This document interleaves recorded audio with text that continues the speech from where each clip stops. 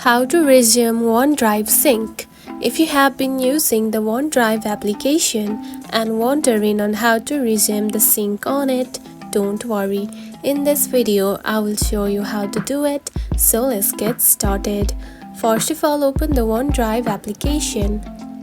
Just like this. After opening it, you will find something like this on your home screen. Now tap onto your profile icon at the top left corner right here. Select it. Then you will find settings right here. Tap on it.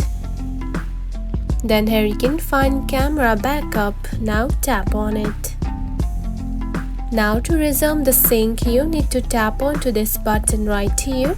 Now toggle it. Just like this.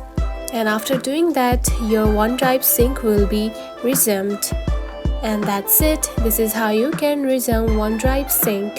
It is a very easy process, right? If you found this video helpful, don't forget to like and subscribe for more tips. Thanks for watching.